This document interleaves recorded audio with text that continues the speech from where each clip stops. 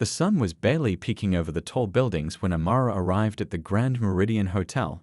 She slipped through the staff entrance at the back, the same way she had done every morning for the past 3 years. The cool morning air gave way to the familiar scent of cleaning supplies and fresh linens as she made her way to the small locker room. "Morning, Amara," said Rosa, the oldest member of the cleaning staff. Her kind eyes crinkled at the corners when she smiled. "Morning," Amara replied, opening her locker and pulling out her blue uniform.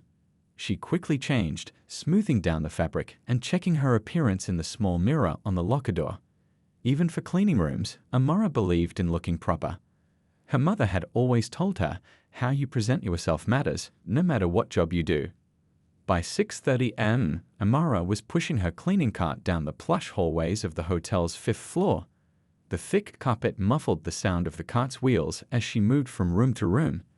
She loved this quiet time before the hotel truly woke up, when she could work in peace without bumping into guests or other staff members who often looked through her as if she were invisible. Room 507 needed extra attention.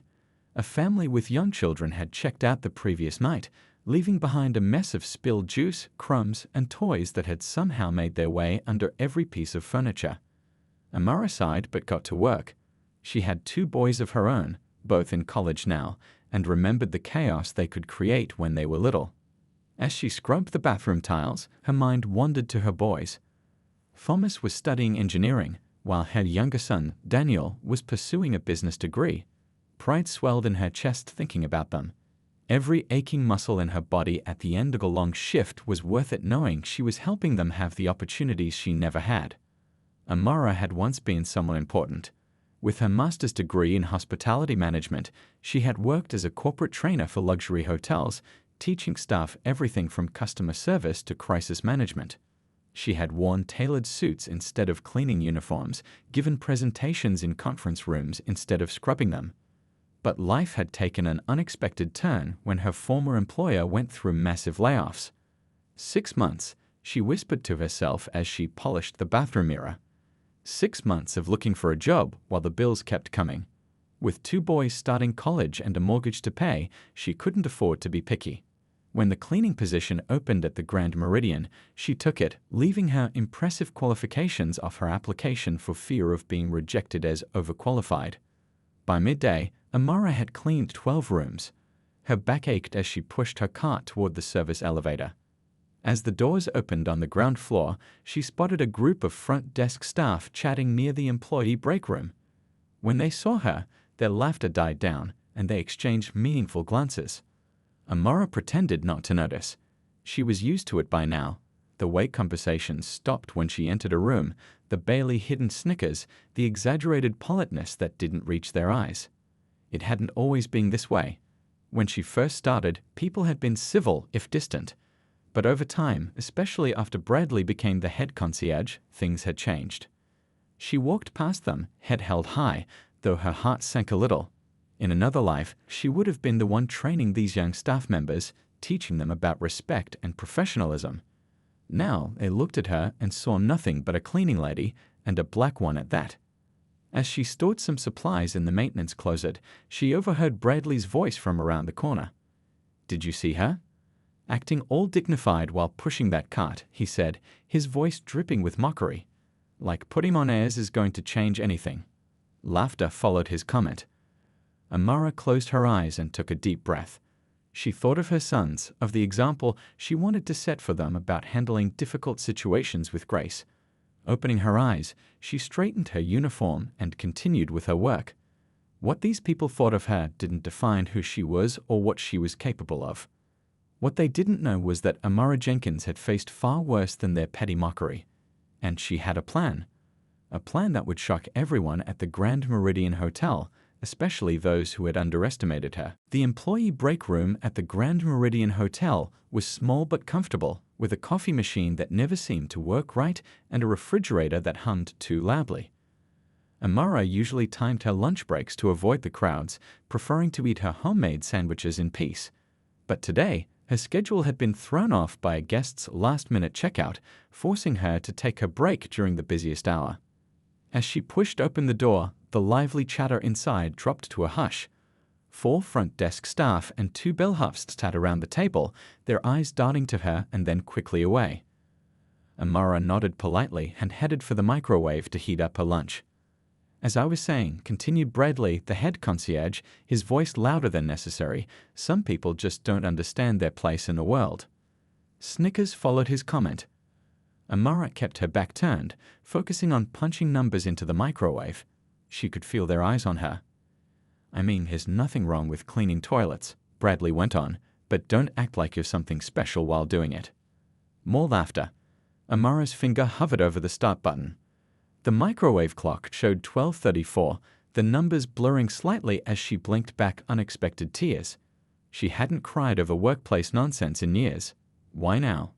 She pressed the button and turned to sit at the small table in the corner while her food heated. The conversation at the main table had shifted to whispers and meaningful looks. "Hey, Amara," called out Bradley, his smile not reaching his eyes. "We were just wondering, where did you learn to speak so properly?" He mimicked her articulate way of speaking, exaggerating each syllable. The others tried to hide their smiles behind their hands. Amara looked directly at him, her face calm despite the storm inside. "I learned it the same place most people do, Bradley, at school." Her simple answer seemed to irritate him, his smile twisted into something uglier. Right. It's just that you sound so different from, what we expected." The microwave beeped.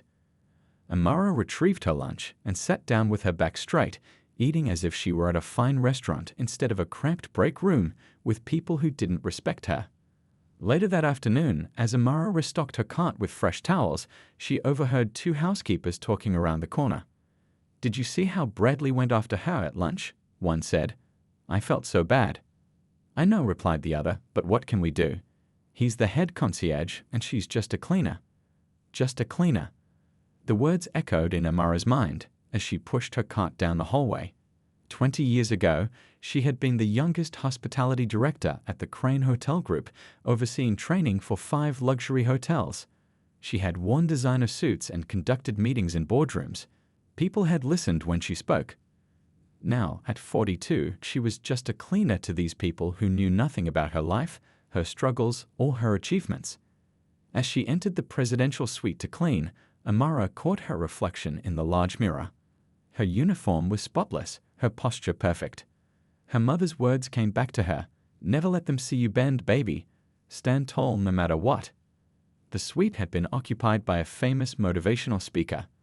On the desk lay a signed copy of his latest book, Your Second Act, Reinventing Yourself After Failure. Amara stared at it for a long moment before carefully dusting around it. That evening, as Amara waited for her bus in the rain, she watched the hotel staff exit through the main doors. Bradley emerged under a large umbrella, laughing with the receptionist named Tanya. They walked past Amara without seeing her, splashing through a puddle that soaked her worn shoes. "Keep your head high," she whispered to herself, but grandmother's favorite saying. On the crowded bus ride home, squished between a teenager with blaring headphones and an elderly man who had fallen asleep on her shoulder, Amara made a decision. She had been hiding for too long, shrinking herself to fit into a box that was never meant for her. Tomorrow would be different. Tomorrow, Amara Jenkins would remind the world, and herself, exactly who she was. The Grand Meridian Hotel was buzzing with excitement. A major tech company had booked the entire conference center for their annual leadership summit. Men and women in expensive suits filled the lobby, their voices creating a constant hum of important conversations. Amara watched from behind a large potted plant as she wiped down its leaves. Nobody noticed her, the invisible woman in the blue uniform. This used to bother her, but today she found it useful. People spoke freely around cleaning staff, as if they were furniture rather than people. "The CEO arrives in 20 minutes, the event coordinator told Bradley, who was straightening his tie for the 10th time that morning. "Everything needs to be perfect." "It will be," Bradley assured her with his practiced smile. "I've personally overseen all the arrangements." Amara held back a laugh. She knew for a fact that it was Rosa who had stayed late making sure the conference rooms were spotless and the kitchen staff who had been preparing since dawn. But Bradley would take the credit as always. Just then, a guest knocked over a glass of red wine, sending it splashing across the pristine marble floor of the lobby. The dark liquid spread quickly, threatening to stain the expensive carpet nearby. "Cleanup needed in the main lobby," crackled Amara's radio. She was already moving, pushing her cart toward the spill. The crowd parted slightly, eyes barely registering her presence. As she knelt to clean the mess, she could hear Bradley speaking loudly to the front desk staff nearby. "This is why the CEO's arrival needs to be through the side entrance," he said, gesturing toward Amara without looking at her. "We don't want important guests seeing the maintenance side of things." Amara kept her head down, quickly and efficiently soaking up the wine. Her knees hurt from the hot marble, but her hands worked with practiced skill. "Exactly," agreed Tanya from the front desk. "No one wants to be reminded about who cleans up after them." "Especially when they look like that," Bradley added in a lower voice, but still loud enough for Amara to hear. "We need to make sure she's out of sight when the executives arrive." Amara's hands paused for just a moment. Then she continued cleaning, her movements a little more mechanical now. 20 years in the hospitality industry had taught her to keep working no matter what. But something inside her, something that had been bending and bending, finally snapped. She stood up, wine-soaked cloths in hand, and turned to face Bradley directly. Their eyes met, and for a second he seemed startled, as if surprised that she could look him in the eye. "The spill is taken care of," she said clearly, her voice carrying just enough for the nearby staff to hear. "And I'll be finished with my shift before your important guests arrive, so you needn't worry about them seeing me." Bradley's face flushed red. He wasn't used to cleaning staff addressing him so directly. "Well, see that you are," he muttered, turning away quickly. Amara finished her work and pushed her cart toward the service elevator. Her heart was pounding. In her 3 years at the Grand Meridian, she had never confronted anyone about their behavior. She had swallowed every insult, pretended not to hear every cruel joke. It was easier that way, safer for her job. But something had changed. Maybe it was seeing her son Thomas stand up to a racist comment at a family dinner last weekend. Maybe it was finding the gray hair in the mirror that morning, a reminder that life was passing by while she hid who she truly was. The service elevator doors closed, giving her a moment of privacy. She leaned against the wall and took a deep breath. "Enough," she whispered to herself. "Enough hiding." That evening, as Amara clocked out, she didn't head for the bus stop as usual. Instead, she walked to the hotel's HR office. It was after hours, but she knew Diane, the assistant HR manager, often worked late. "Amara." Diane looked surprised to see her. "Everything okay?" "I'd like to request tomorrow morning off," Amara said, "and I need to make an appointment to see Mr. Thompson, the hotel director." Diane raised her eyebrows but nodded. "He has an opening at 9 a.m. May I ask what this is regarding?" Amara smiled, a real smile that reached her eyes for the first time in a long while. "Let's just say I have something important to show him. Something that's been hidden for far too long." Amara's small apartment was quiet except for the soft hum of the refrigerator and the occasional car passing on the street below. She sat at her kitchen table, a cup of tea cooling beside her as she opened a dusty box she hadn't looked at in years. Inside were remnants of her former life, framed certificates, professional photographs, and business cards that read Dr. Amara Jenkins, Ph.D., Hospitality Training Director. Her fingers brushed over the embossed lettering, remembering how proud she had been the day these cards arrived. "Mom, what are you doing up so late?" Thomas stood in the doorway, rubbing sleep from his eyes. At 20, her oldest son looked more like a man every day, his face showing the same determination that had gotten Amara through the hardest times in her life. "Just looking through some old things," she replied, smiling at him. "How's the engineering project going?" "It's good." He sat down across from her, his eyes falling on the contents of the box. "Hey, I remember this picture. You were giving that speech at the hotel conference, right?" Amara nodded, picking up the photo. She was standing at a podium in a tailored red suit, addressing a room full of hospitality executives. International Conference on Luxury Hospitality 2010. I was the keynote speaker. Thomas looked at the woman in the photo, then at his mother in her faded bathrobe, hair wrapped in a scarf. "Why did you stop, Mom? You were so good at what you did." Amara sighed, placing the photo back in the box. "Life happens, baby. When the big hotel chains started merging, lots of corporate positions got cut. My job was one of them. She didn't tell him about the 6 months of rejections, the dwindling bank account, the night she'd cried herself to sleep wondering how she would pay his college deposit. But with your experience, couldn't you have found something else? Something better than cleaning rooms? I tried. Amara's voice was soft but not sad. But after a while, I needed something, anything, to pay the bills. The cleaning job was supposed to be temporary. 3 years is a long temporary, Thomas pointed out. Amara couldn't argue with that. 3 years of early mornings and aching feet. 3 years of being invisible, of swallowing her pride when people like Bradley talked down to her. You know what's ironic? She said, pulling out her resume from the box. I used to train people like Bradley. I taught hotel staff how to treat every guest, and each other, with respect and dignity. Thomas leaned forward, reading the impressive list of qualifications and accomplishments on his mother's resume. His eyes widened. Mom, it says here you literally wrote a book on hotel management. Co-wrote, Amara corrected with a small smile. It was used as a textbook in some hospitality programs. And you've been cleaning toilets, while that guy Bradley treats you like dirt.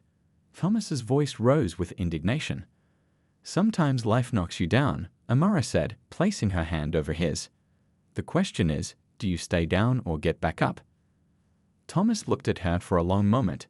So what are you going to do now? For answer, Amara reached into the box and pulled out a sleek leather portfolio. First, I'm going to update my resume. For the next 2 hours, mother and son worked together. Thomas helped her format her resume on his laptop, while Amara made phone calls to former colleagues who might serve as references. Despite the late hour, several were delighted to hear from her and shocked to learn where she had been working. Amara Jenkins? Cleaning rooms?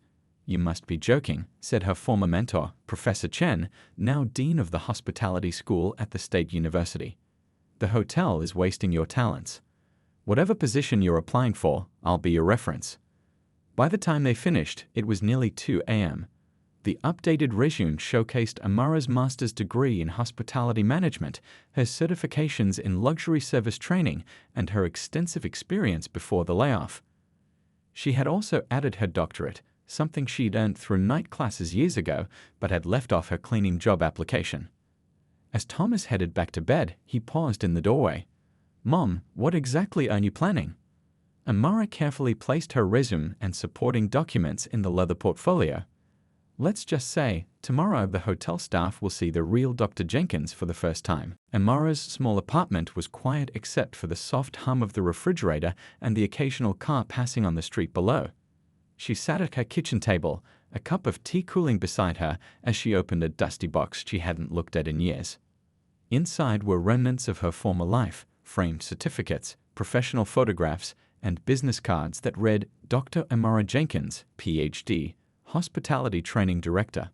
Her fingers brushed over the embossed lettering, remembering how proud she had been the day these cards arrived. Mom, what are you doing up so late? Thomas stood in the doorway, rubbing sleep from his eyes. At 20, her oldest son looked more like a man every day, his face showing the same determination that had gotten Amara through the hardest times in her life. Just looking through some old things, she replied, smiling at him. How's the engineering project going? It's good. He sat down across from her, his eyes falling on the contents of the box. Hey, I remember this picture. You were giving that speech at the hotel conference, right? Amara nodded, picking up the photo. She was standing at a podium in a tailored red suit, addressing a room full of hospitality executives. International Conference on Luxury Hospitality 2010. I was the keynote speaker. Thomas looked at the woman in the photo, then at his mother in her faded bathrobe, hair wrapped in a scarf. Why did you stop, Mom? You were so good at what you did. Amara sighed, placing the photo back in the box. Life happens, baby.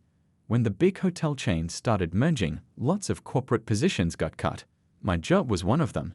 She didn't tell him about the 6 months of rejections, the dwindling bank account, the night she'd cried herself to sleep wondering how she would pay his college deposit. But with your experience, couldn't you have found something else? Something better than cleaning rooms? I tried. Amara's voice was soft but not sad. But after a while, I needed something, anything, to pay the bills. The cleaning job was supposed to be temporary. 3 years is a long temporary, Thomas pointed out. Amara couldn't argue with that. 3 years of early mornings and aching feet. 3 years of being invisible, of swallowing her pride when people like Bradley talked down to her. You know what's ironic? She said, pulling out her resume from the box. I used to train people like Bradley. I taught hotel staff how to treat every guest, and each other, with respect and dignity. Thomas leaned forward, reading the impressive list of qualifications and accomplishments on his mother's resume. His eyes widened. Mom, it says here you literally wrote a book on hotel management. Co-wrote, Amara corrected with a small smile. It was used as a textbook in some hospitality programs. And you've been cleaning toilets, while that guy Bradley treats you like dirt. Thomas's voice rose with indignation.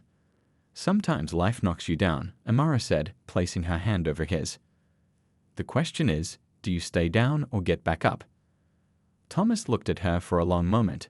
So what are you going to do now? For answer, Amara reached into the box and pulled out a sleek leather portfolio. First, I'm going to update my resume. For the next 2 hours, mother and son worked together. Thomas helped her format her resume on his laptop, while Amara made phone calls to former colleagues who might serve as references. Despite the late hour, several were delighted to hear from her and shocked to learn where she had been working. Amara Jenkins? Cleaning rooms? You must be joking, said her former mentor, Professor Chen, now Dean of the Hospitality School at the State University. The hotel is wasting your talents. Whatever position you're applying for, I'll be your reference. By the time they finished, it was nearly 2 a.m. The updated resume showcased Amara's master's degree in hospitality management, her certifications in luxury service training, and her extensive experience before the layoff. She had also added her doctorate, something she'd earned through night classes years ago, but had left off her cleaning job application. As Thomas headed back to bed, he paused in the doorway. Mom, what exactly are you planning? Amara carefully placed her resume and supporting documents in the leather portfolio. Let's just say tomorrow the hotel staff will see the real Dr. Jenkins for the first time. Richard Thompson stared at the resume in his hands, then back at Amara. The clock on his office wall ticked loudly in the silence. I need to make a phone call, he finally said, reaching for his desk phone. Would you mind waiting a moment? Amara nodded, folding her hands in her lap. She had expected this. Verification was standard procedure. Thompson dialed a number and put the call on speaker, a professional courtesy Amara appreciated. Dean Chen's office, answered a cheerful voice. This is Richard Thompson from the Grand Meridian Hotel. I understand Dean Chen provided a reference for Dr. Amara Jenkins. Yes, he was expecting your call. One moment, please. Amara smiled slightly. She had called her old mentor late last night, and true to his word, he was already waiting for the reference check. Richard, good to hear from you, boomed Professor Chen's voice. I see you're considering hiring the brilliant Dr. Jenkins. Yes, she's sitting in my office now, Thompson replied, looking at Amara with new interest. Her resume is exceptional. I just wanted to confirm that she's really as good as her paper credentials suggest, better. Amara was one of the most innovative minds in hospitality training. When the Crane Group let her go in that ridiculous merger, the entire industry lost a valuable asset. Chen's voice grew more serious. And between us, the fact that she's been working as cleaning staff is the hospitality world's loss and your incredible luck. If I had a position open in my department, I'd hire her myself. Thompson thanked Dean Chen and ended the call. He leaned back in his chair, studying Amara with new eyes. So, he said slowly, you've been here 3 years, watching how this hotel operates from ground level. I imagine you've formed some opinions about our operation. Amara nodded. I have. And? You have dedicated staff who work incredibly hard, she began diplomatically. But there are significant gaps in your training program. The disconnect between departments creates inefficiency, and there's a serious issue with how certain staff members treat others they consider beneath them. Thompson's eyes narrowed. Can you be more specific? Amara took a deep breath. This was the moment of truth.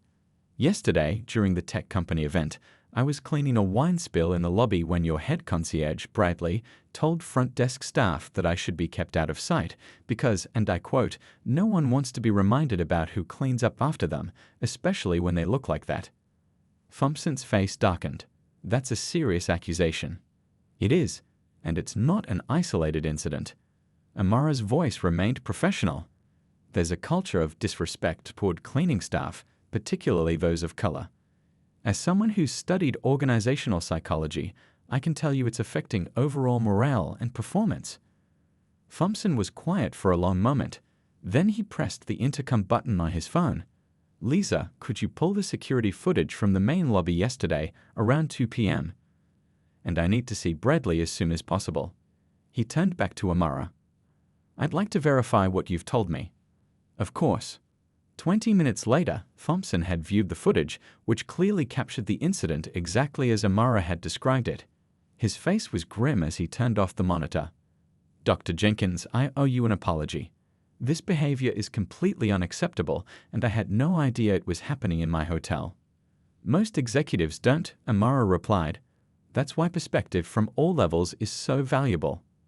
Thompson nodded slowly. The staff development director position you applied for. I think we need to expand it. What would you say to a role as Director of Organizational Culture and Training? You would have authority to implement changes across departments, report directly to me, and help us build the respectful environment we should have been maintaining all along. Amara felt a surge of emotion, validation after 3 years of invisibility. But her expression remained composed. I would be very interested in that role. The salary would be. Thompson named a figure that was nearly 4 times what Amara made as a cleaner. Plus benefits, of course. That's acceptable, Amara said, allowing herself a small smile. A knock at the door interrupted them. Thompson's assistant poked her head in. Sir, Bradley is here as requested. Send him in, Thompson said. Dr. Jenkins and I have some exciting news to share. The door opened wider and Bradley stepped in, his confident smile freezing on his face as he recognized Amara, not in her cleaner's uniform, but sitting across from the hotel director in a business suit, looking completely at home. Bradley, Thompson said, his voice cool, I'd like you to meet Dr. Amara Jenkins, our new Director of Organizational Culture and Training. She'll be joining the executive team next week. And as her first order of business, she's going to help us address some serious concerns about staff behavior. 6 months had passed since that life-changing day in the director's office. The Grand Meridian Hotel lobby sparkled in the morning light as Amara walked through the revolving doors, dressed in a deep burgundy suit. Staff members greeted her with genuine smiles and respectful nods. Good morning, Dr. Jenkins, said the young woman at the front desk. Morning, Alicia. How's the new check-in system working out? Amara asked, pausing to hear the answer. So much better. The training you did last week really helped us understand it. Amara smiled and continued to her office, a spacious room with large windows that had once belonged to the assistant director before Thompson had insisted she take it. Photos of her son sat on her desk, along with a small plant given to her by Rosa from the cleaning staff on her first day in the new position. As Director of Organizational Culture and Training, Amara's first few weeks had been challenging. Some staff members who had witnessed her transformation were supportive, even inspired. Others, particularly those who had participated in the mockery, were uncomfortable working under her leadership. Bradley had resigned the day after her promotion was announced. He had walked into Thompson's office, placed his resignation letter on the desk, and walked out without a word. Amara hadn't been sad to see him go, but she had made sure his position was filled by someone who understood the importance of treating all staff with dignity. A knock at her door pulled Amara from her thoughts. Thompson stood there, holding a newspaper. Have you seen this? He asked, placing the business section on her desk. The headline read, Grand Meridian sets industry standard for staff satisfaction and guest experience. Amara picked up the paper, scanning the article with growing pride. The transformation of the Grand Meridian Hotel has been nothing short of remarkable, she read aloud. In just 6 months, the downtown luxury hotel has gone from middle-of-the-pack ratings to industry leader in both guest satisfaction and staff retention. Thompson grinned. Keep reading. At the center of this change is Dr. Amara Jenkins, whose innovative training programs and commitment to organizational wellness have created what many are calling the most functional hotel team in the city. What makes Dr. Jenkins' story even more compelling is her journey from the hotel's cleaning staff to its executive team, bringing with her a unique perspective that bridges the gap between management and frontline workers. Amara set down the paper, emotion tightening her throat. "We're hosting the Regional Hospitality Awards next month," Thompson said. "They want you to give the keynote speech." Later that day, Amara walked through the hotel's service areas, the laundry room, the kitchens, the storage closets where she had once restocked her cleaning cart. These visits were part of her weekly routine, checking in with staff who often went unseen by guests. In the break room, she found Rosa having lunch with two new cleaning staff members. "Dr. Jenkins." Rosa waved her over. "I was just telling Anna and Joseph about your first day as a cleaner when you organized all the supply closets by color." Amara laughed, sitting down with them. "I couldn't help myself. Organization is in my blood." "We never understood why you were so different," Rosa said fondly. "Now we know." After catching up with Rosa, Amara made her way to the staff training room where 20 hotel employees, a mix of housekeeping, front desk, kitchen, and management, were gathered for her weekly Bridge the Gap workshop. "Today we're going to talk about visible and invisible work," Amara began, looking at each face in the room. "Every role in this hotel is essential, but some jobs are seen and appreciated by guests, while others happen behind the scenes. How do we make sure everyone feels equally valued?" The group engaged enthusiastically, sharing insights and experiences. Amara watched with satisfaction as kitchen staff and front desk managers found common ground and housekeepers offered perspectives that management had never considered.